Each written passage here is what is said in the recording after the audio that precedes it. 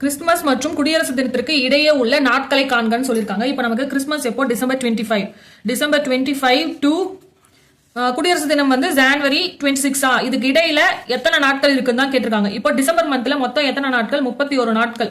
31 இருந்து -25 பண்ணோம்னா நமக்கு டிசம்பர் மந்த்ல 25க்கு அப்புறம் எத்தனை டேஸ் இருக்குன்னு தெரிஞ்சிடுமா? அப்போ டிசம்பர் 25க்கு அப்புறம் எத்தனை டேஸ் இருக்குன்னா 31 - 25 பண்ணா 6 டேஸ். அப்போ டிசம்பர் மந்த்ல ஒரு 6 டேஸ் இருக்கு. இப்போ ஜனவரியில வந்து 26க்கு முன்னாடி வரைக்கும் பார்க்கணும். ஏன்னா கிறிஸ்துமஸ் மற்றும் குடியரசு தினத்துக்கு இடையேன்னு சொல்லியிருக்காங்க. அப்போ இந்த 25யோ 26யோ நாம எடுத்துக்க கூடாதா? அதுக்கு இடையில எத்தனை டேஸ் இருக்குன்னு தான் நாம கண்டுபிடிக்கணும்.